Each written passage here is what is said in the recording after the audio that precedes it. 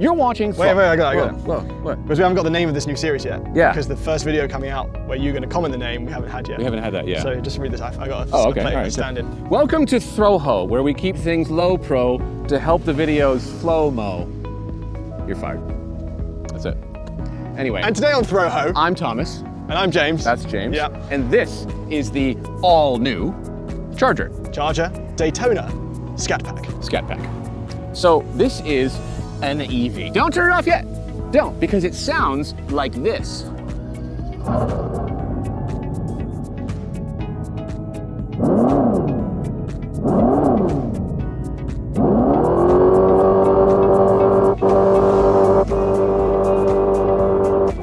Because it has a Fratsonic chambered exhaust. Fratsonic chambered exhaust. Patent pending. Apparently. Patent pending? Literally, there's speakers and it goes through a tube and it makes noises and it pumps out the back. It's funky, and I think it sounds kind of cool. I think, yeah. Yeah, he's mixed. I like them He's mixed on the sound.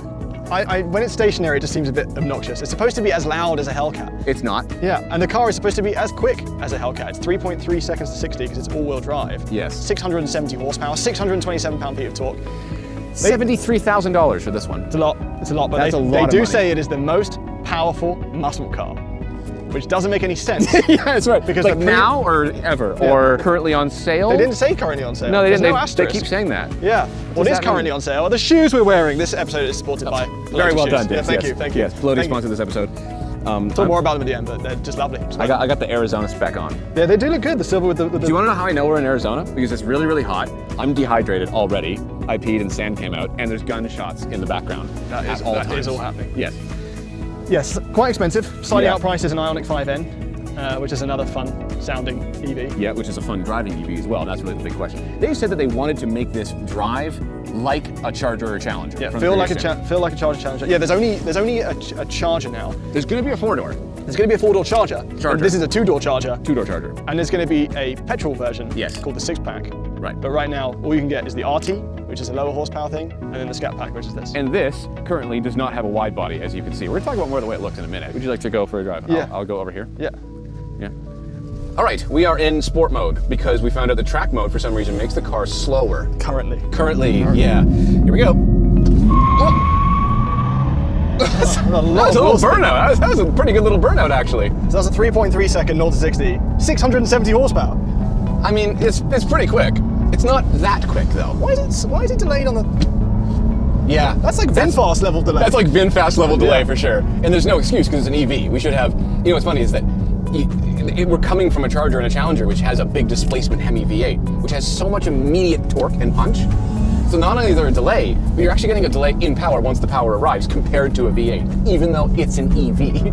That's confusing. Why are the wheels spinning if it's all-wheel drive? Just because it's fun. Just drama. Yeah, it's just drama. Okay. They've calibrated the rear motor to do a little bit more. Maybe they cut the front motor for a second. Whatever they're doing, they're making some wheel spin because why not? Well, there's also power shot. There's power shot, yeah. Okay, 40 more horsepower. So push that. For 10 seconds. Makes a different noise. Gives us that. Put your foot down. Oh, spins the rears. Okay, no, that's slower. That's slower. Yeah, because it's putting us in track mode. Because it's putting us in track mode. For 10 seconds. So something is wrong in the software of this car right now. And it's slower, it's faster in auto and sport mode than any other mode. But in track mode, it does emulate the sound of a blow-off valve when you get to the top. Yeah, when you get to the rev range. What is that? We don't know. It's saying, sorry, I'm slower in this mode. Yeah, I don't. It's so much quicker in sport But the mode. throttle response is so much worse. Yeah. Track mode. That's still worse. Well, I can't tell because there isn't much throttle. There's no. Yeah. Imperfect, but. So it was early. These cars are early. These are early. In sport mode, it does feel like a 670 horsepower all-wheel drive. That weighs 5,600 pounds, yeah. EV. Unfortunately, it really does feel EV all the way through because the Ioniq 5N, for example, which is another EV car that's supposed to shake up. Little shifty bits. Had some fake transmission gears, but this. Didn't you quiz Ralph Shield, the guy behind all of this stuff? Yeah. And he said there was going to be gears. Years ago, he said there's going to be gears, and he was all coy, so I won't say how many. And the answer is 0. That's why I didn't want to tell you. The answer is 1 gear. Here it is. Once you're in the power, it's quite a lovely power band. Yeah, it feels very quick, and it feels very Challenger Charger. It does. Yeah, there's chassis movements. They're allowing it to kind of be a little bit silly, which is. What if I ease onto the power? It's still quite. It's not calibrated very well. It's not very calibrated. It's not calibrated very well at all right now. No. Okay, so it needs some work. The sounds are good though. I don't mind them at all, honestly. I prefer to have it than not have it. You can turn it off if you don't want. Watch.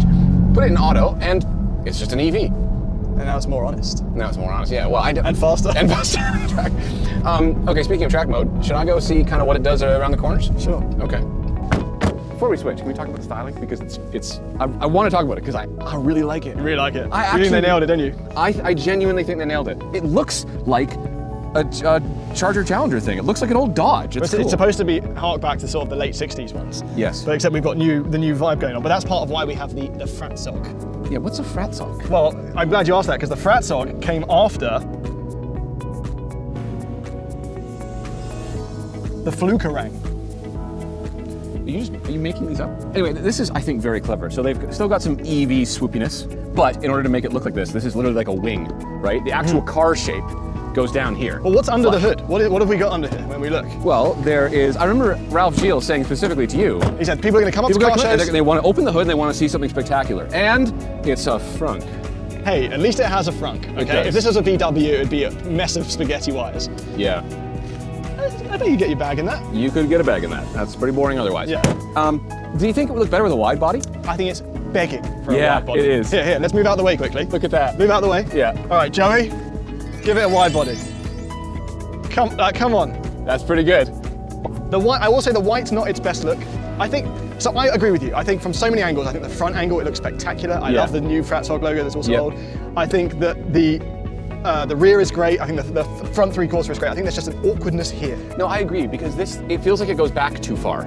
Yeah, and also this line, I mean, they haven't gone full Bud Light, but it's more progressive than the old one. The old one used to be flat here and then suddenly come up. Yeah. Yeah, but a lot of that is because they did this bit here. They made it like a hatch, right? So there's actually quite a lot of storage space if you pull the seats down, which was quite clever. I think that was good. It looks more awkward with the four-door, which is the same exact interior dimensions and the same seating. It's the same setup. car, there's just 4 doors. There just happens to be 4 doors, yeah. But otherwise, you can still get it in amazingly fun colors. You've got, well, we can't see on the white so much, but there is still quite a bit of orange peel on this paint. Yeah. So if you get the peel out orange, And that's the one to get, double because it peels. just... There's Ludicrous. Ludicrous. This is White Knuckle, which, as I said, I don't think does any favors. Yeah. It's big. It's 1 inch longer in wheelbase than the previous. It is big, but they're having fun with it. They had fun with the color names, they had fun with the dimensions, they had fun with the styling, they had fun with the sound. The question is it as fun in the corners as it wasn't quite fun in a straight line? Actually, I see the issue. So maybe it's not going to be. Before we do that, interior? Yeah. This is totally different. Yeah, it's come a long way. Okay. Okay, give us a rev. Give us a rev. I can't. In all Why time. not? I have to be in track mode. Why are you in track mode? You got Slow me one. unprepared. It's cool. It rumbles in here. Yeah. It actually rumbles.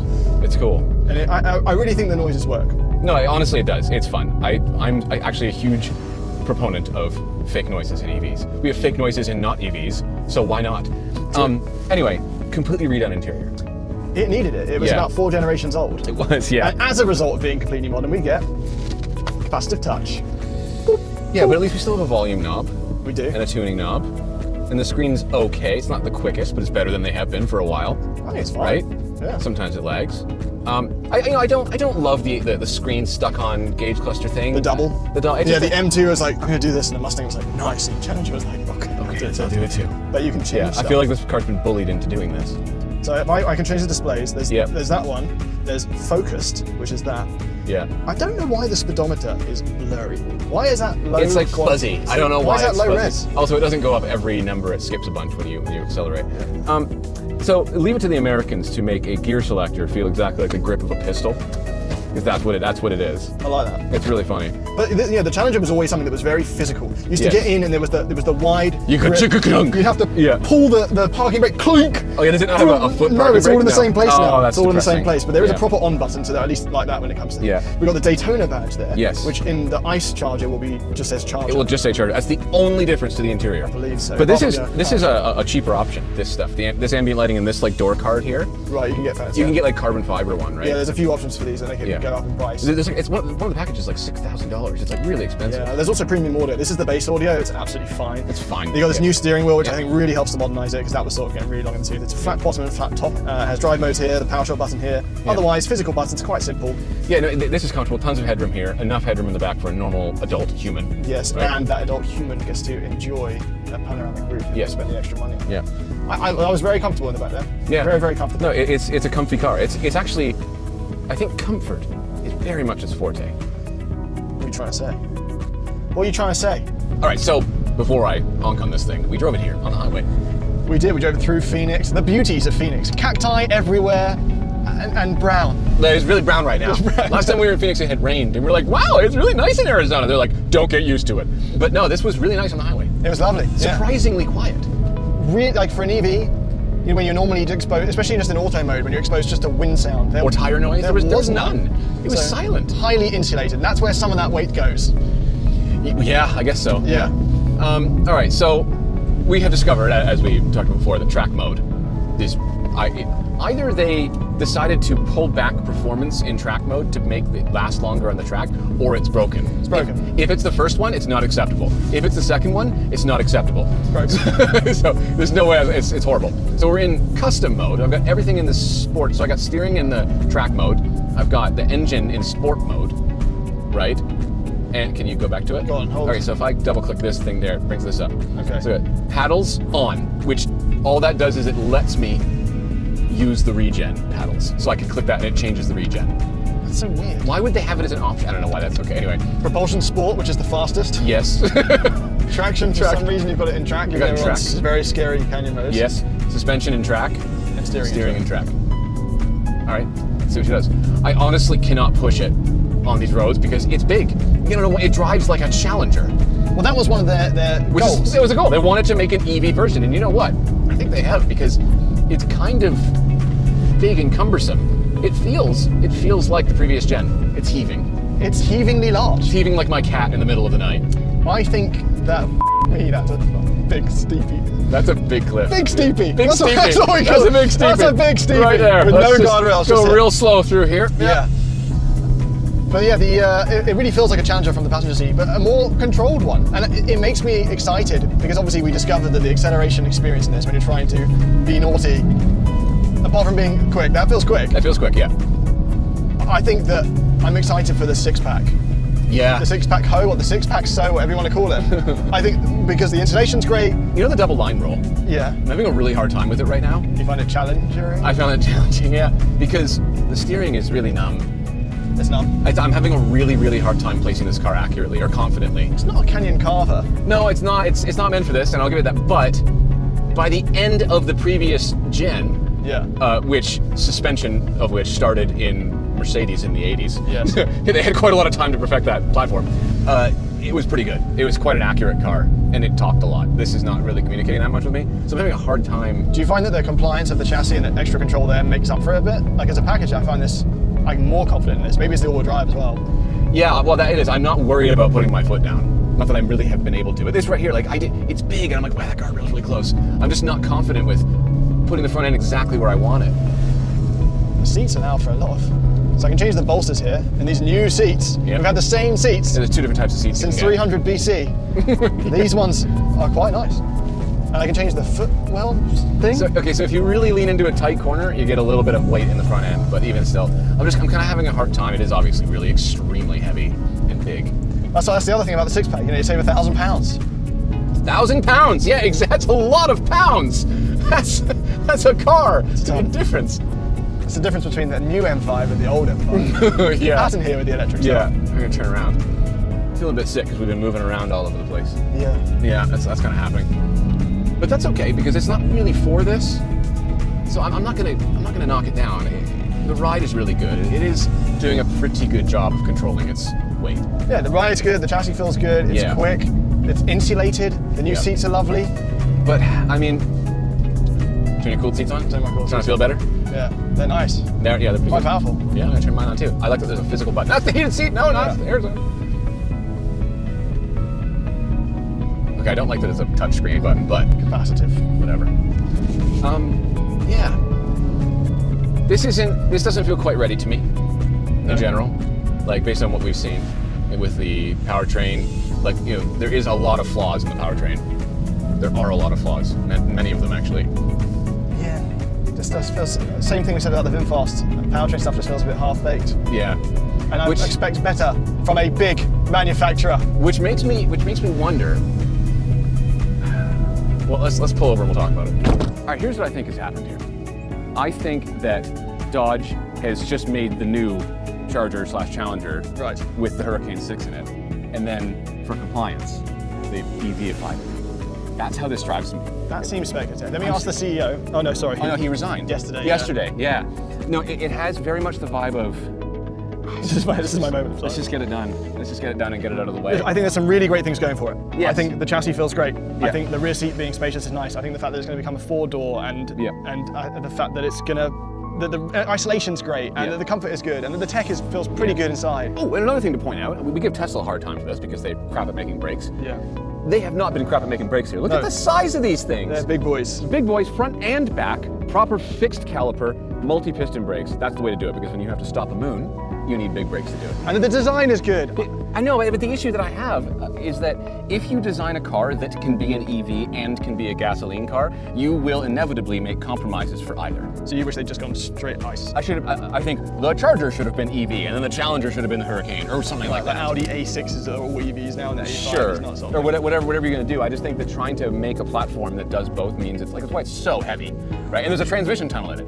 And there's not a huge frunk. You're not getting the benefits of a ground-up EV. I agree. So it also, the calibration's crap, honestly. It does do all the fun stuff though. Like, we didn't have time today, but it does it has drift mode and there's crazy line lock. Like, you could do huge skids in it, obviously, because it's a powerful EV. But you're gonna be able to do those in the Hurricane 6 one. This doesn't trick me enough the way the Ioniq 5 did to make me not know it's an EV. And that's not to say EVs are bad, but I think where the Challenger's charm will much better lie in the hands of the Hurricane 6, which we tested in the Wagoneer and it's great. It was a really nice engine. I don't know how it translates to the shape of car. Well, tunability, hopefully. Tunability. Right? I just think when that car is out, no one's going to buy But there's this. a Banshee coming. That's right. It's like 800 plus horsepower EV that has its own logo, which is super cool. So maybe that will help, but... For me, I don't think this is the one to get, personally. No, just don't buy this one. No, don't worry, I don't think anyone I don't think anyone's going to buy it, yeah. If you want an EV, there are better ones out there. Yeah. And if you want a Charger, Challenger. Get the one with the engine right now anyway, while you still can. Just be patient. That was a sad ending. I guess we gotta fade out now, because that's how we do these. But I feel like, no, it's very... Fade out on something happy. Okay. Is this where, hang on, is that going to be a copyright strike? Oh. You can't enjoy anything anymore. We're so good at singing music in 100%. Oh, you thought we were gone! And we're back! We're not gone, because Plody sponsors this video, and we have to say thank you. Yeah, big thank you. They seem to do every time we're in the desert, or in an Aston Martin. Yeah, because they know not to trust us to do a shoe thing if there's mud or anything that's wet around whatsoever. True, yeah, these are very nice. Only the sandy ones, because then we can keep them clean and get really nice shots of them. Do go check them out, they've been supporting us a lot this year. And the shoes are genuinely very good, we wear them all the time. Yeah. Are we going to fade back out? Oh, I guess we fade back out now.